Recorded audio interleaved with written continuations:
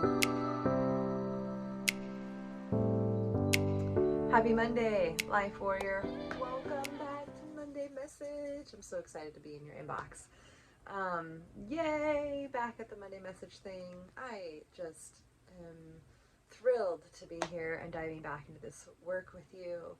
You know, these Monday Messages are meant to bring you some inspiration and some motivation to continue living a life of intention, a life of conscious awareness, a life where you find meaning, you make meaning in the way that you live your life. And every time I share one of these quotes with you, it is designed to somehow bring you deeper into your intentional living, right? It's designed to motivate you and inspire you in many different ways of like, how can I be more intentional in the way that I show up?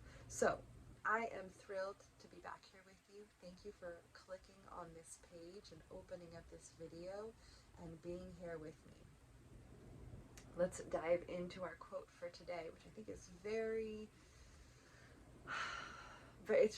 it's just a very important thing, I think, for us to consider in the times that we're in.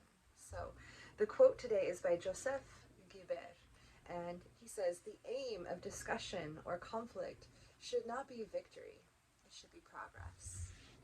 The aim of discussion or conflict, right? The aim of conversation that is conversation that has the energy of conflict about it should not be victory, it should be progress. Now, how many of us are going into these conversations trying to prove our point, to be the right one, to be the correct one, to be the truthful one, right? We go in to our conversations with this idea that we're already right and the other person is wrong. And what this does, and I'll bring in another quote by Nicole Peretti, who says, "The moment that we are defensive, we are opening the door to war." I'll do another video just on that quote. But when we apply this to this sort of idea of the aim of dialogue or conversation, especially around conflict, should not be victory. It should be progress, right? But they're a symptom to know, a sign to know if you're showing up to be victorious rather than to have progress in the situation, is if you start to get defensive, or if the other starts to get defensive. And that's, we want to defend ourselves, we want to defend our position, we want to defend our beliefs. But the moment we get defensive, we open the door to war. And so if we can approach conversation and dialogue, especially in this day and age where there's so much contention in the environment, so much polarization happening in our communities right now about very, very important topics and ideas and situations. If we are approaching them with this idea of like, well, I'm right and they're wrong, right? We're going to see defensiveness in the dialogue, but that kind of dialogue is going to lead to more division of right and wrong, right? It's like separating the right from the wrong, and I don't think that is really a victory in this time that we're living. I think what is a victory is when we have progress, when we can come together and have dialogue. It doesn't necessarily mean in one conversation we are totally in agreement with the other person, but we have progress in our thought process.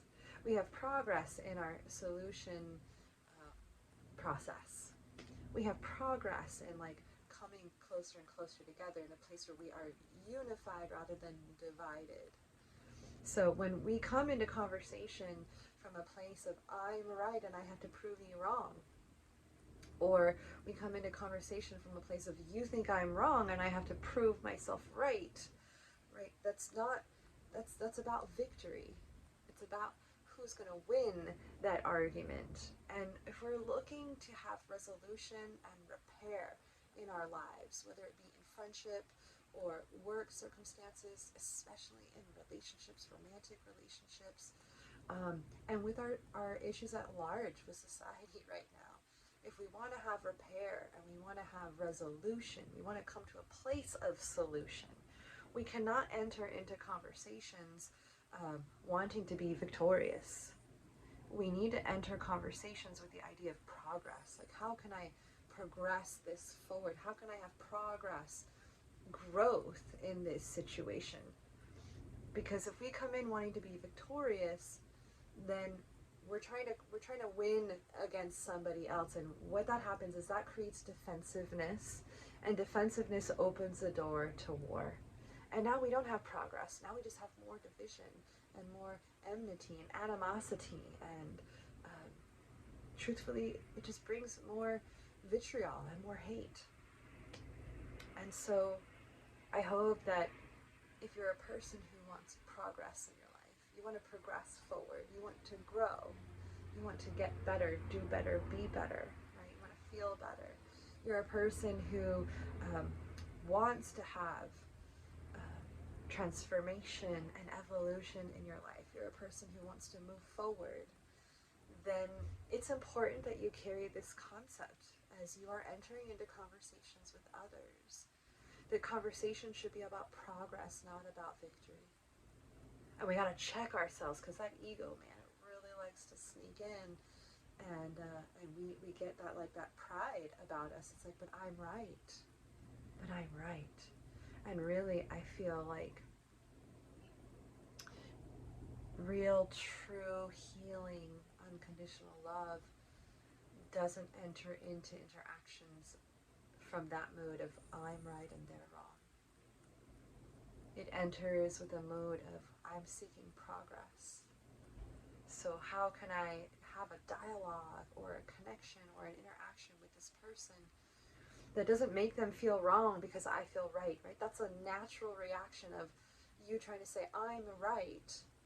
Well, then that must mean that someone else is wrong. And that creates that defensiveness, which just invites in war. It creates a battle. I know you know what I'm talking about, right?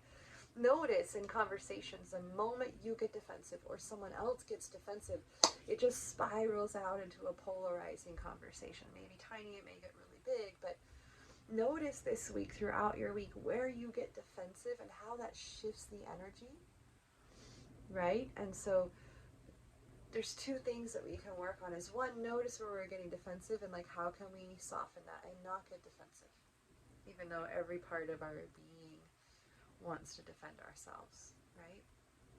Where can we soften that? Where can we come back to the heart? How can we come back to that heart in that moment of defensiveness, because we're putting our walls up when we do that? And the other is to notice when you go into conversation, to dialogue, that is difficult, where there's different opinions, right?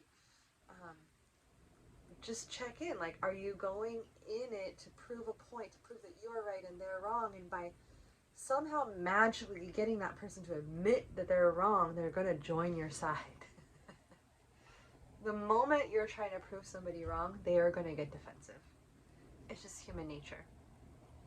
Unless they're a person of, like, real high quality spiritual caliber, where they're consciously putting their defense mechanisms down, and they can get through that conversation with you. But most of us aren't there, right? Most of us are still grappling with our humanness.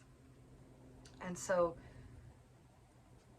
try your best to go into dialogue this week, not about victory, but about progress. And progress can be tiny, progress can be big, it can be anything in between.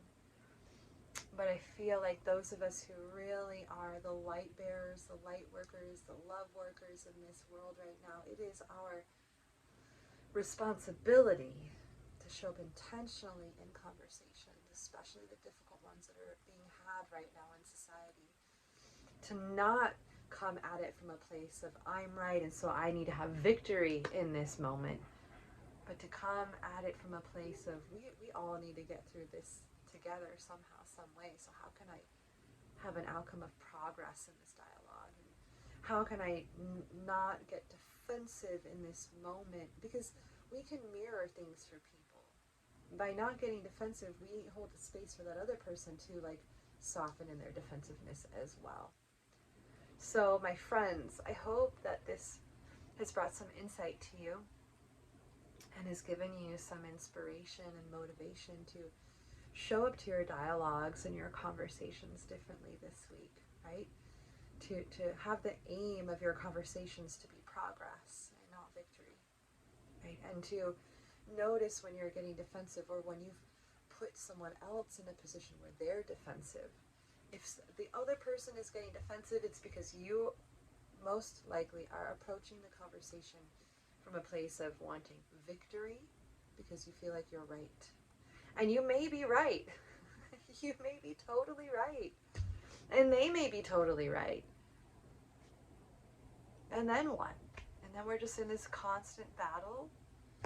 They could be totally wrong. You could be totally right. You could be totally wrong. They could be totally right.